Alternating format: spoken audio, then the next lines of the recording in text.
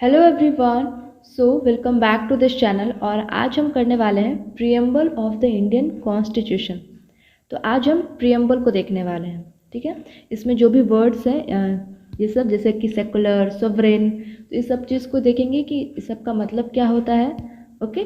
और हमारे प्रीएम्बल को अलग अलग टाइटल्स मिले हुए हैं, जैसे कि एज अ हॉरोस्कोप मिला हुआ है, सोल ऑफ द कॉन्स्टिट्यूशन मिला हुआ है। तो ये सब किसने दिया है तो वो भी हम जानेंगे लास्ट में। ओके, चलो। तो ये कॉन्स्टिट्यूशन सबसे पहले देखते हैं। कॉन्स्टिट्यूशन ऑफ इंडिया, कॉन्स्टिट्यूशन होता क्या है।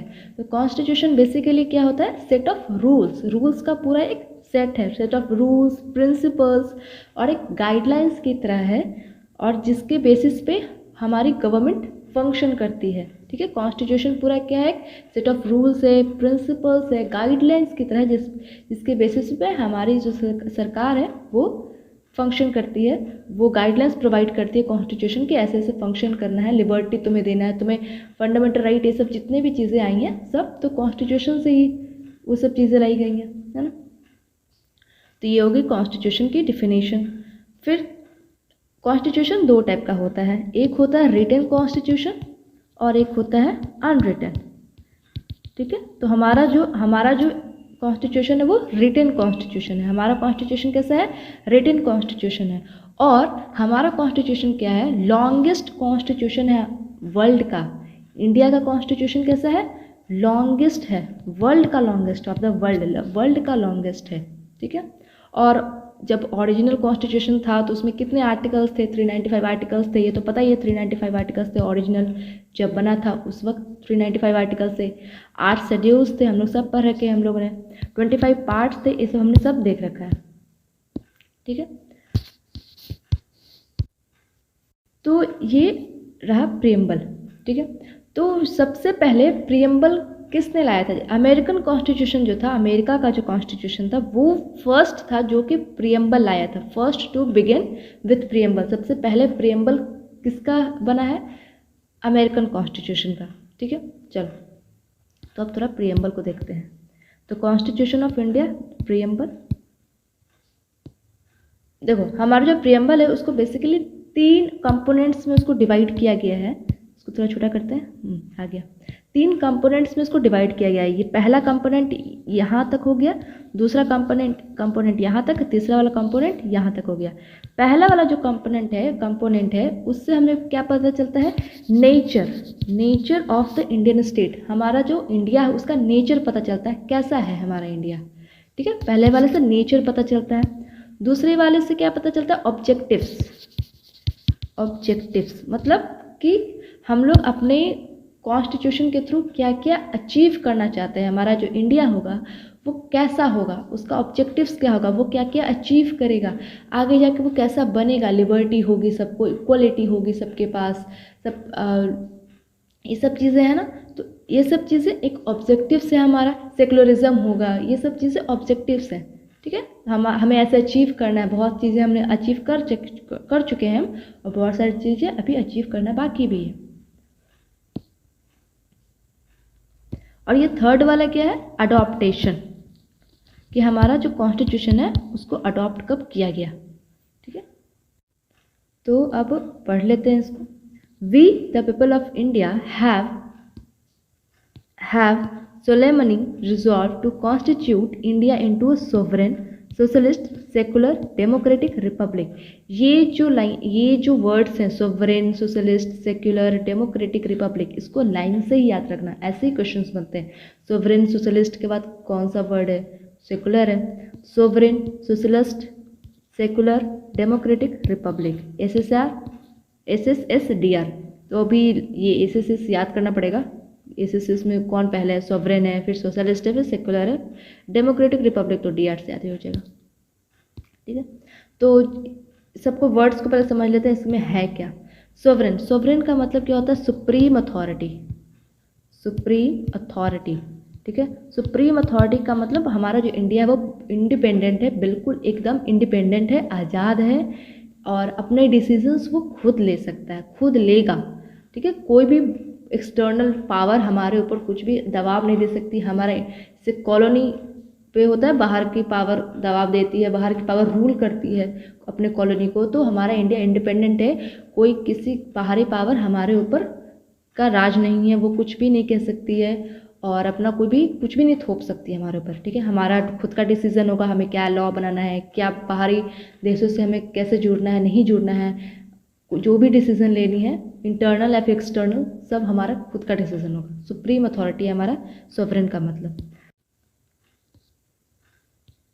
सोशलिस्ट, सोशलिस्ट क्या होता है? सोशलिस्ट कैपिटलिज्म प्लस सोशलिज्म का एक मिक्सचर है। कैपिटलिज्म प्लस सोशलिज्म का एक मिक्सचर है, जिसको मिक्स्ड इकोनॉमी भी कह सकते हैं। मिक्स्ड इकोनॉमी, इसका एम क्या होता है? पॉवर्टी को मिटाना, सोसाइटी में से पॉवर्टी को मिटाना, इक्वलिटी को लाना, है ना। और जो नीचे हैं, जो नीचे लोग हैं, मतलब जो माइनॉरिटीज़ में हैं, उनको ऊपर उठाना, ये सब इसका एम होता है।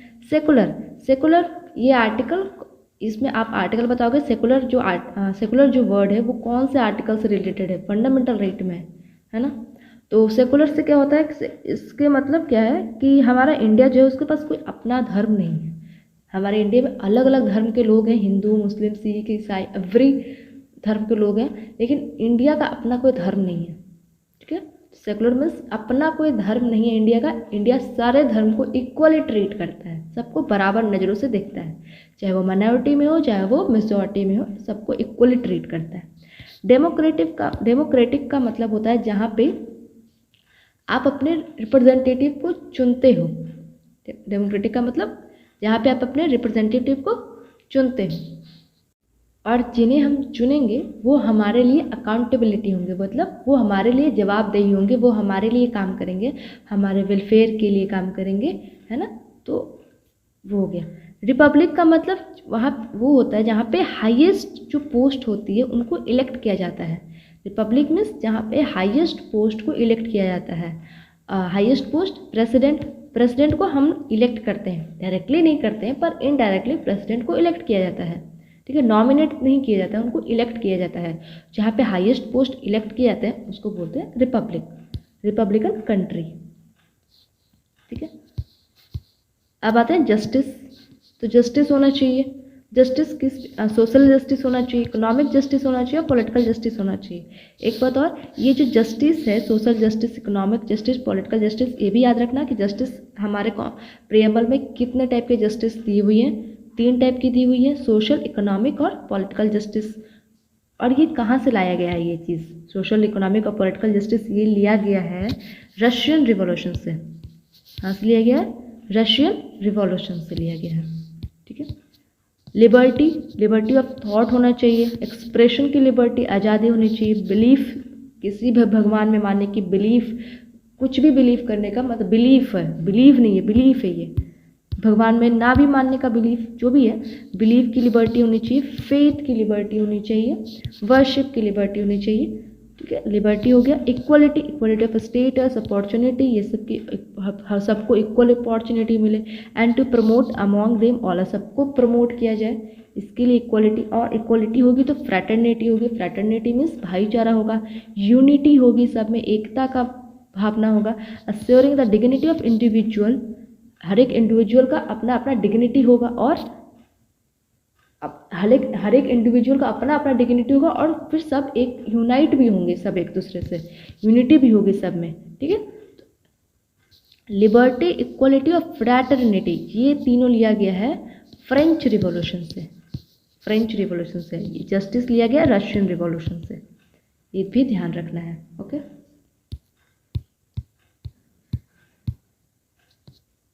और लास्ट में सबसे अडॉप्टेशन वाला जो कंपोनेंट था उसमें क्या है कि in our constitution assembly this 26th day of November 1949 do hereby adopt करते, इनैक्ट करते and give to ourselves this constitution.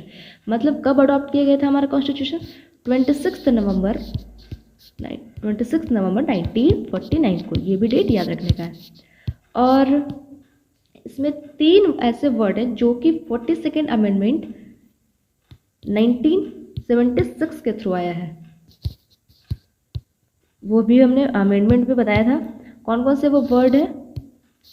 Socialist, ये पहले नहीं था प्रियम्बल में, जब ये प्रियम्बल बना था उस वक्त नहीं था, इसको अमेंडमेंट के थ्रू ऐड किया गया है। सोशलिस्ट, सेकुलर और इंटेग्रिटी, ये तीनों वर्ड को ऐड किया गया अमेंडमेंट के थ्रू। कौन से अमेंडमेंट के थ्रू? 42nd अमेंडमेंट के थ्रू। ठीक है, तो कॉन्स्टिट्यूशन का जो प्रियम्बल था उसको तो हमने देख लिया। अब हमने क्या कहा था कि हम क्या क्या देखने वाले हैं, हम इसके टाइटल्स और टैक्स भी देखने वाले हैं कि प्रियम्बल को क्या क्या कहा गया लोगों के द्वारा, सोल ऑफ द कॉन्स्टिट्यूशन, ये सब देखेंगे। तो क्या किसने क्या कहा वो भी हम देखने वाले हैं। ठीक है, तो आगे चलते हैं। हाँ, एक बात और कि हमारा प्रियम्बल आज तक अमेंड कितनी बार हुआ है। अभी तो 42nd अमेंडमेंट हमने देखा, तो हमारा प्रियम्बल आज तक अमेंड हुआ कितनी बार है? तो हमारा प्रियम्बल आज तक एक ही बार अमेंड हुआ है। ठीक है, कॉन्स्टिट्यूशन तो हमने देखा बहुत बार, कॉन्स्टिट्यूशन तो हमारा बहुत बार अमेंड हो चुका है, हमने देखा अमेंडमेंट्स, लेकिन प्रियम्बल आज तक हमारा एक ही बार अमेंड हुआ है। ठीक है, इस बात को याद रखना कि प्रियम्बल एक ही बार अमेंड हुआ है। और ये जो प्रियम्बल्स में जो चीज़ें लिखी गई हैं, जो ऑब्जेक्टिव्स था, वो कहाँ से लिया गया है? तो ये लिया गया है, याद होगा कि हम जब थर्ड मीट हुआ था, जब थर्ड मीटिंग हुआ था कॉन्स्टिट्यूशन असेंबली का, तो उसमें जवाहरलाल नेहरू जी ने क्या प्रपोज किया था? ऑब्जेक्टिव रिजोल्यूशन, याद है?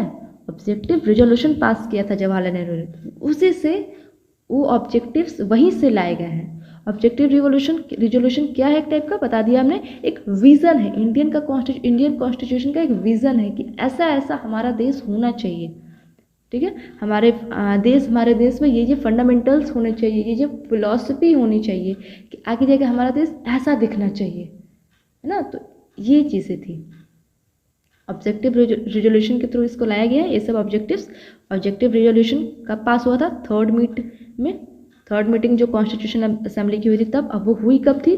13 दिसंबर 1946 को हुई थी थर्ड मीटिंग। फर्स्ट मीटिंग 9 दिसंबर को हुई थी, सेकंड मीटिंग 11 दिसंबर को हुई थी, और थर्ड मीटिंग 13 दिसंबर को। इसी में जवाहरलाल नेहरू जी ने ऑब्जेक्टिव रिजोल्यूशन को पास किया था। ये हो गया। चलो, tax and title of preamble. ठीक है, क्या क्या टैक्स और टाइटल मिलते प्रियम्बल को, वो है। तो एन.ए. पलखीवाला ने क्या कहा था? प्रियम्बल को as the identity card of the constitution, एक पहचान पत्र के रूप में कहा था। कॉन्स्टिट्यूशन का एक पहचान पत्र है। ठीक है, प्रियम्बल को एज ए आइडेंटिटी कार्ड कहा था, कॉन्स्टिट्यूशन का एज ए आइडेंटिटी कार्ड। एन.ए. पलखीवाला, इसको कैसे याद करोगे? एन.ए. तो ये याद करो, एन.ए. से याद करो। आइडेंटिटी कार्ड से याद करो, स्कूल में आइडेंटिटी कार्ड मिलता था ना, तो बहुत सारे बच्चे उसको नहीं लेके जाते थे। क्या मतलब? उसको बैग में रख लेते थे या फिर भूल गए, बहुत सारे लोग ऐसे करते थे। तो अगर गार्ड पूछेंगे नीचे कि आइडेंटिटी कार्ड कहाँ है तुम्हारा दिखाओ, तो तुम क्या बोलोगे? ना लाए हम, आज हम ना लाए। तो ना से याद करना, एन.ए. को करना ना, तो आज हम आइडेंटिटी कार्ड ना लाए तो ना से करना। ठीक है, अर्नेस्ट बार्कर ने क्या कहा? Preamble is the keynote to the constitution. क्या कहा? कि की नोट है, कॉन्स्टिट्यूशन का एक की नोट है। तो की को पकड़ो, की से याद करो। बार्कर, अर्नेस्ट कैसे याद करो? अर्नेस्ट, अर्न करो, फिर अर्न कुछ करोगे, पैसा कमाओगे, अर्न, तो उसको ऐसा तिजोरी में जैसे लॉक करके रखोगे ना, चाबी वाबी लगा कर रखोगे, तो अर्न करोगे, पैसा कमाओगे, उसको ऐसे तिजोरी में चाबी लगा कर रखोगे। तो किससे याद हो गया? ठाकुर दास भड़गावा, इन्होंने क्या कहा? It is jewel set of constitution, मतलब कॉन्स्टिट्यूशन का गहना है ये, एक गहनों का सेट है, गहना का सेट है ये, ज्वेल सेट। तो ज्वेल से याद हो जाएगा ठाकुर, गहना, तो ठाकुर लोग ऐसे गहना पहने रहते हैं, ठाकुर नाम है तो गहना से रिलेट कर लेना। एम हिदायतुल्लाह, इसी में से इंपॉर्टेंट बनता है, इसी में से क्वेश्चन ज़्यादा बनते हैं। ठीक है, तो उसको ध्यान से रखना कि क्या क्या किसने क्या क्या कहा। एम हिदायतुल्लाह ने क्या कहा? It is the soul of our constitution, हमारे कॉन्स्टिट्यूशन का प्रियम्बल क्या है? सोल है। Which lays down the pattern of our political society, political कर देना, जो कि हमारे पॉलिटिकल सोसाइटी का एक पैटर्न को दिखाता है। सोल याद करो इसमें से। एम हिदायतुल्लाह ने क्या कहा है इसको? Soul of the constitution. तो सोल, हिदायत कर लो, हिदायत से इसको बना सकते हो। हिदायत हमारे सोल में, आई डोंट नो हिदायत का मतलब क्या होता है, मतलब कुछ, लेकिन ये रिलीजियस टाइप को हमको ऐसे साउंड कर रहा है, तो उससे कुछ रिलेट कर सकते हो। के मुंशी ने प्रियम्बल को क्या कहा? Political horoscope of the constitution. Horoscope पता है सबको? हॉरोस्कोप क्या होता है? जो कि हमारा प्रेजेंट फ्यूचर प्रिडिक्ट करता है, हॉरोस्कोप। तो पॉलिटिकल हॉरोस्कोप कहा कॉन्स्टिट्यूशन को, मुंशी। इसको मुंशी जैसे कर सकते हो, मुंशी जी ऐसा हाथ देख के ऐसा बता रहे हैं कि तुम्हारा प्रेजेंट कैसा होगा, फ्यूचर कैसा होगा मुंशी जी। तो वैसा प्रियम्बल को भी देख के बता रहे हैं कि इसका प्रेजेंट फ्यूचर कैसे होगा। ठीक है, ये तो हो गया हमारा प्रियम्बल वाला। और भी कुछ स्टेटमेंट्स हैं वो कॉन्स्टिट्यूशन से रिलेटेड है कि कॉन्स्टिट्यूशन को क्या क्या किसने कहा, हमारे कॉन्स्टिट्यूशन को, प्रियम्बल को नहीं। तो इसको भी थोड़ा देख लो क्योंकि ये PYQs है, तो देख लेते हैं। केसी वेयर ने क्या कहा? Constitution is a quasi federal. Constitution को, हमारे कॉन्स्टिट्यूशन को क्या कहा? Quasi federal. क्वासी का मतलब क्या होता है? पार्शियल, नॉट कंप्लीट, कह सकते हो इसको आधा आधा। फेडरल का मतलब क्या होता है? फेडरल का मतलब होता है डिवीजन ऑफ, जहाँ पे डिवीजन ऑफ पावर्स हो, यूनियन में, स्टेट में और लोकल बॉडीज में डिवीजन ऑफ पावर्स होते हैं, जिसमें यूनियन के पास ज़्यादा पावर होता है। तो क्या कहा? क्वासी फेडरल है, मतलब डिवीजन ऑफ पावर तो है हमारे इंडिया में, लेकिन यूनियन के पास ज़्यादा पावर है। ठीक है, union with maximum power, union central पे ऑब्वियसली, और उसके पास ज़्यादा पावर है। तो क्वासी फेडरल कहा केसी वेयर ने हमारे कॉन्स्टिट्यूशन को। गोविंद बल्लभ पंत ने, कैसे याद करोगे इससे? हाँ, पहले इसको पढ़ते हैं। गोविंद बल्लभ पंत ने क्या कहा? I believe separate electorate will be suicidal to minorities. इन्होंने क्या कहा कि मैं बिलीव करता हूँ कि सेपरेट इलेक्ट्रोड जो होगा वो माइनॉरिटीज़ के लिए सुसाइडल साबित करेगा। मतलब अगर ऐसे ऐसे सेपरेट इलेक्ट्रोड बना देंगे तो क्या होगा कि माइनॉरिटीज़ हमेशा पीछे ही रह जाएंगे, वो कभी आगे होंगे ही नहीं। जैसे कि फॉर एग्जांपल समझो कि कोई तुम्हारे ग्रुप में कोई एक बेचारा बच्चा है, मतलब थोड़ा शांत है, डल है, थोड़ा सा बेचारा टाइप का वो बच्चा है। तो अगर उसको हमेशा सिंपैथी दिखाते रहोगे, अरे यार बेचारा है, इसको छोड़ दो, अरे यार बेचारा है, छोड़ दो, तो वो हमेशा वैसा ही रह जाएगा, वो कभी आगे बढ़ेगा ही नहीं, कभी कॉन्फिडेंट होगा ही नहीं उसके अंदर, वो कभी कॉन्फिडेंस ऐसा कभी ग्रोथ उसका होगा ही नहीं लाइफ में। तो वैसे ही अगर माइनॉरिटीज़ को ऐसा सेपरेट इलेक्ट्रोड दे देंगे ऐसा, तो वो कभी हम मेजॉरिटी में आएंगे ही नहीं, वो कभी आगे बढ़ेंगे ही नहीं। तो इसीलिए कहा कि आई बिलीव सेपरेट इलेक्ट्रोड क्या होगा? सुसाइडल होगा माइनॉरिटीज़ के लिए। इसको कैसे याद कर सकते हो? पंत से ऋषभ पंत को ले सकते हो और बाकी खुद जोड़ लेना, ऋषभ पंत से लेके भीमराव अंबेडकर। इन्होंने क्या कहा?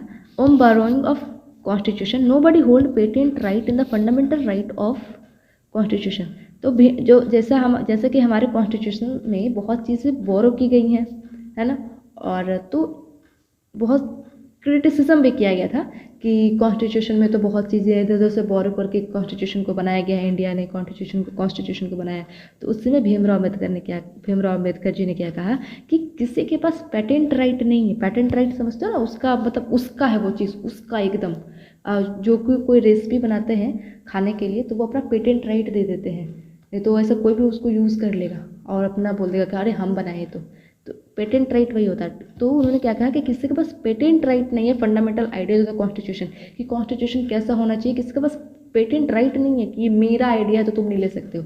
जिसको जो आइडिया लगेगा अच्छा वो अपना लेके अपना कॉन्स्टिट्यूशन, तो ऐसा ही बनता है सबका, तो ऐसे ही बना है।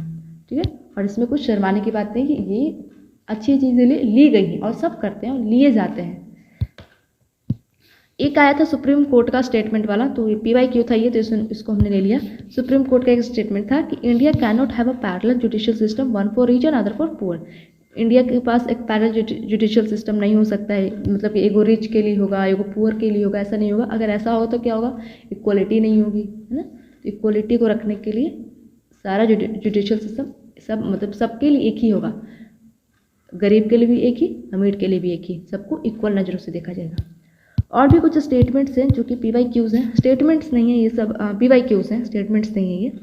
जैसे कि जयप्रकाश नारायण, इनको क्या कहा जाता है? लोकनायक। ये वेरी इंपॉर्टेंट, याद रखना। जयप्रकाश नारायण को क्या कहा जाता है? लोकनायक। इन्होंने प्रपोज किया party less democracy. Party less democracy मतलब नाम से ही लग रहा है कि जिसमें कोई पार्टी ना हो, जैसे अभी कांग्रेस पार्टी, BJP पार्टी है ना, तो ऐसा कोई पार्टी ना हो। कांसीराम जो थे founder of Bahujan Samaj party, Bahujan Samaj party के फाउंडर हैं। बहुजन SC ST जो माइनॉरिटीज़ है उनके लिए, और ये बना था 1984 में। इसको कैसे याद कर सकते हो? डेट याद करने का, कंस, कांश से याद करो कंस। अब कंस हमेशा तो हमेशा सीना चौड़ा करके दम रहता था, मैं कंस हूँ, तो 84 से सीना चौड़ा। ठीक है। श्री राजगोपालाचारी, श्री राजगोपालाचारी को राजा जी कहते थे, इनको भी याद रखना। और ये फाउंडर थे स्वतंत्रता पार्टी के, 1959 में बना था स्वतंत्रता पार्टी के ये फाउंडर थे श्री राजगोपालाचारी। और गोपाल से याद करो, गोपाल ऐसे स्वतंत्र थे, ऐसे कुछ कर सकते हो। ठीक है। और कुछ बचा क्या? नहीं, ऊपर वाले में हमने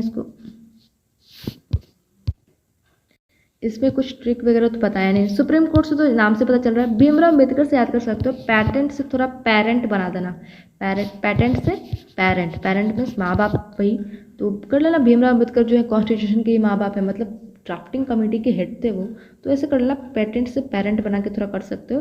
फिर डायरेक्ट कर सकते हो, डायरेक्ट भी कर लेना। और आई थिंक सब कुछ हो गया है। वेट, ये एक बच गया। पूलाल देंगा ये क्या, कौन से सीएम थे मिजोरम के। इन्होंने फाउंड किया मिजो नेशनल फ्रंट, ये एक पॉलिटिकल पार्टी है, इसको फाउंड किया मिजो नेशनल फ्रंट। और अभी क्या है कि कुछ जैसे कि हमने अडॉप्टेशन पढ़ा कि हमारा कॉन्स्टिट्यूशन कब अडॉप्ट किया गया, तो कुछ और चीज़ें भी हम देखते हैं कि कब क्या चीज़ें ली गई हैं। जैसे कि फ्लैग कब अडॉप्ट किया गया है ना, तो इसको देखते हैं। इसको हमने यहाँ पे लिखा नहीं, लेकिन हम पीडीएफ में इसको ऐड करवा देंगे, डोंट वरी, हम इसको ऐड कर देंगे।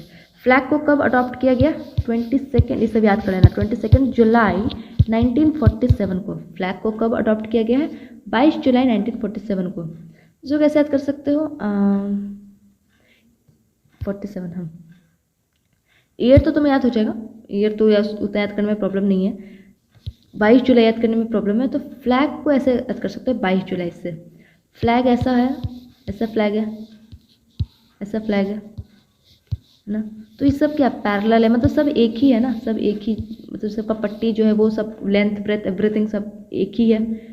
तो इसको ऐसे करो, सब एक है, मतलब दो मतलब दोनों दो ही है, कुछ दो एक कुछ भी अंतर नहीं है, दोनों एक ही है, दोनों नंबर एक ही है, दो भी है इसमें, यहाँ पे भी दो ही है। समझ रहे क्या बोलना चाह रहे हैं? ये एक ही है ना, एक ही, सब कुछ इक्वल है, इसमें भी दो है, यहाँ पे भी दो है, तो दो दो दो दो। ठीक है, ऐसे क्वेश्चन में आएगा था ना, 2 1 2 3 आ जाएगा, जो आएगा एग्जैक्ट वही आएगा। 22 जुलाई तो 22 जुलाई। और फ्लैग को अनफर्ल्ड किया गया था पहली बार कब? फहराया गया था फ्लैग को, अडॉप्ट तो किया गया था 22 जुलाई को, फहराया गया था कब? 15 अगस्त को 1947 में पहली बार फ्लैग को फहराया गया था। ठीक है। कॉन्स्टिट्यूशन को अडॉप्ट किया गया था, इसको तो हमने देख लिया, 26 नवंबर 1949 को। और इसी दिन हम लोग क्या मनाते हैं? संविधान दिवस, कॉन्स्टिट्यूशन डे मनाते हैं हम लोग इस दिन। अब आते हैं, देखते हैं सॉन्ग और anthem, national anthem Jana Gana मन, उसको कब अडॉप्ट किया गया था? सॉन्ग और नेशनल एंथम जन गण मन को कब अडॉप्ट किया गया था? 24 जनवरी 1950 को, 26 जनवरी के 2 दिन पहले। 26 जनवरी को गाना था, तो सोचा कि 2 दिन पहले नेशनल एंथम को अडॉप्ट कर लेते हैं। ठीक है, 2 दिन पहले, 24 जनवरी 1950 को सॉन्ग को किया गया अडॉप्ट, एंथम को किया गया नेशनल एंथम जन गण मन, और राजेंद्र प्रसाद जी को as a president of India elect किया गया। ठीक है। और 26 जनवरी को तो पता ही है, कॉन्स्टिट्यूशन केम इनटू फोर्स। और 26 जनवरी को 2 चीज़ हुई हैं, एक तो constitution force came to force लागू हुआ, और एम्बलम जो है हमारा उसको अडॉप्ट किया गया। एम्बलम को 26 जनवरी को अडॉप्ट किया गया है, 26 जनवरी 1950 को। ठीक है, 1950। समझ में आ गया? इस सब चीज़ को हम ऐड कर देंगे, डोंट वरी। और भी चीज़ें हैं कुछ, देखो सब क्वेश्चंस में आए हुए हैं। नंदलाल बोस को किस चीज़ के लिए जाना था? Decorated original copy of the constitution. इन्होंने क्या किया था? डेकोरेट किया था, सजाया था। ओरिजिनल कॉपी जो कॉन्स्टिट्यूशन का जो है उसको उन्होंने डेकोरेट किया था, नंदलाल बोस। उसको कैसे याद करोगे? नंदलाल से एक प्रेम बिहारी लाल है, जिन्होंने हैंड रिटन, हाथ से उसको लिखा था, कैलीग्राफी में उसको हाथ से लिखा था, लेकिन नंदलाल बोस ने उसको डेकोरेट किया था। याद कैसे करोगे? नंद से याद करो, नंद किशोर, कोई नंद बच्चा है, मतलब लाल, नहीं लाल से उसको याद करो, लाल से उसको डेकोरेट, रेड कलर से उसको डेकोरेट किया था, मतलब लाल से उसको याद कर सकते हो कि लाल रंग से उसको डेकोरेट किया था, लाल से याद कर लेना। ठीक है। और एक प्रेम बिहारी, उन्होंने क्या किया था? रिटन, उसको लिखा था, कॉन्स्टिट्यूशन को हाथ से लिखा था हिंदी में और इंग्लिश में, हैंड रिटन, कैलीग्राफी किया था। हैंड से रोट द कॉन्स्टिट्यूशन हिंदी में और इंग्लिश में। तो प्रेम बिहारी से कर सकते हो, बड़ा प्रेम से लिखा, या फिर बिहारी से कर सकते हो, बिहारी ने लिखा। तो दोनों से में से कुछ भी चीज़ को लिख सकते हो बी। और हाँ चलो ठीक है। और अगर आपको ये वीडियो पसंद आया हो तो प्लीज़ लाइक कर देना। और फिर भी अगर इतना बताने के बाद अगर फिर भी कोई डाउट हो तो ज़रूर कमेंट के थ्रू ज़रूर पूछना। और भी कुछ चीज़ें अगर ऐड करनी हो, वैसे तो everything I have told you, लेकिन अगर फिर भी चीज़ें कुछ बच गई हो तो नीचे कमेंट में ज़रूर उसको बताना, ठीक है। अपने फीडबैक ज़रूर शेयर करना। तब तक के लिए थैंक यू।